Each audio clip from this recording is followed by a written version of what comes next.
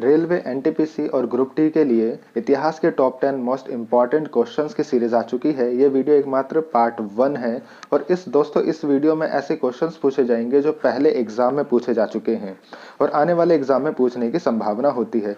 जितना अभी आपने पढ़ा है अब तक का, उन सभी को अगर ये चेक करना है कि कितना आपको आता है और कितना नहीं, तो ये एकमात्र तरीका है रिविजन करने का, जिससे आपको पता चलेगा कि भाई आपको कितनी नॉलेज है। जितने ज़्यादा क्वेश्चंस को आप देखोगे उतना ज़्यादा आपका कॉन्सेप्ट भी क्लियर होगा। अगर ये वीडियो आपको पसंद आती है तो इसे लाइक करें, सब्सक्राइब करें और ज़्यादा से ज़्यादा शेयर करें। चलिए अब चलते हैं आगे वीडियो की तरफ। दोस्तों क्वेश्चन नंबर 1 ये कहता है कि सिंधु घाटी की लिपि कौन सी थी। अब सिंधु घाटी की लिपि कौन सी थी, 4 ऑप्शन दिए हुए हैं, इनमें से आपको एक सही आंसर बताना है। तमिल थी, खरोष्टी थी, अज्ञात थी या ब्राह्मी थी। इसका दोस्तों सही आंसर हो जाएगा ऑप्शन नंबर अज्ञात थी। कौन सी थी? अज्ञात। अज्ञात इसलिए थी क्योंकि जो सिंधु घाटी की लिपि है उसको अभी तक पढ़ा नहीं जा सका है। क्लियर। चलिए क्वेश्चन नंबर 2 की तरफ चलते हैं। क्वेश्चन नंबर 2 ये कहता है कि विशाल स्नानागार कहाँ मिला था। विशाल स्नानागार कहाँ मिला था? हड़प्पा में मिला था, लोथल में मिला था, चनहुदड़ो में या फिर मोहनजोदड़ो में।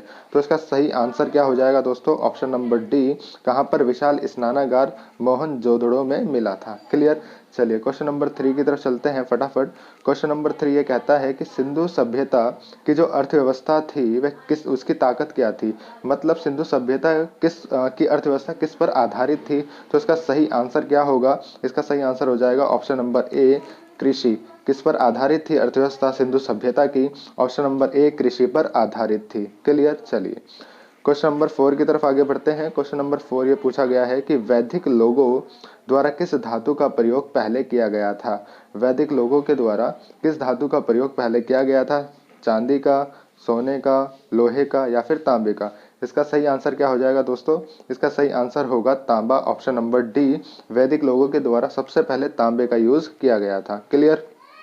चलिए क्वेश्चन नंबर 5 की तरफ आगे बढ़ते हैं। क्वेश्चन नंबर 5 है, वेद शब्द का अर्थ क्या है। वेद शब्द का अर्थ है ऑप्शन नंबर ए, ज्ञान, कुशलता, शक्ति या बुद्धिमत्ता। तो इसका सही आंसर क्या होगा दोस्तों? वेद का जो अर्थ है वो है ज्ञान, ऑप्शन नंबर ए। क्लियर। चलिए क्वेश्चन नंबर 6 की तरफ आगे बढ़ते हैं। आरंभिक वैदिक काल में वर्ण व्यवस्था आधारित थी।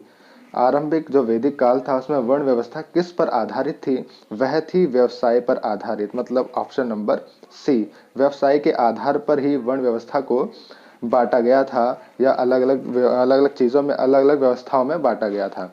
क्लियर है दोस्तों? ऑप्शन नंबर सी, व्यवसाय पर आधारित थी क्या वर्ण व्यवस्था? कब?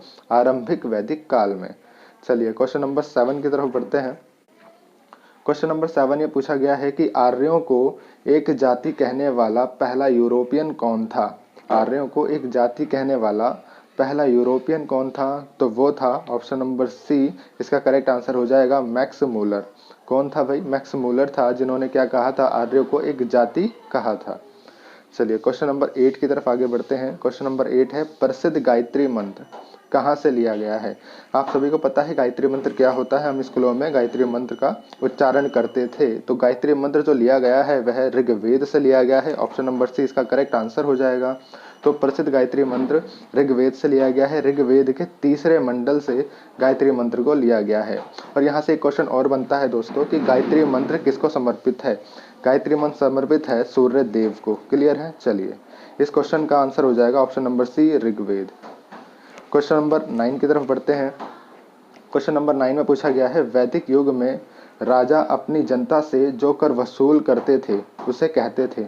वैदिक युग में राजा अपनी जनता से कर वसूल करते थे, अब उस कर को क्या कहा जाता था? तो इसका सही आंसर हो जाएगा ऑप्शन नंबर ए, बलि। उस कर को क्या कहा जाता था? बलि कहा जाता था। याद रखिएगा, बहुत इंपॉर्टेंट क्वेश्चन है। तो क्वेश्चन नंबर 9 का ऑप्शन नंबर ए सही आंसर हो जाएगा, बलि। उस कर को कहा जाता था जो राजा अपनी जनता से वसूल करते थे। चलिए क्वेश्चन नंबर 10 की तरफ बढ़ते हैं। क्वेश्चन नंबर 10 है, हड़प्पा किस नदी के किनारे स्थित था। जो हड़प्पा सभ्यता थी उसमें हड़प्पा एक शहर था, उस हड़प्पा शहर था उस वह हड़प्पा किस नदी के किनारे पर स्थित था।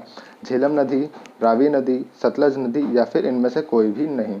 तो दोस्तों इसका करेक्ट आंसर क्या होगा? इसका करेक्ट आंसर हो जाएगा ऑप्शन नंबर बी, रावी नदी। जो हड़प्पा था वह किस नदी के किनारे स्थित था? रावी नदी के किनारे स्थित था। एक और बात याद रखिएगा, एक मोहनजोदड़ो भी था, तो मोहनजोदड़ो किस नदी के किनारे स्थित था? वो था सिंधु नदी के किनारे। क्लियर है दोस्तों? हड़प्पा किस नदी के? रावी नदी के किनारे। और मोहनजोदड़ो किस नदी के किनारे था? सिंधु नदी के किनारे था। क्लियर? चलिए, आज के लिए इतना ही दोस्तों, धन्यवाद।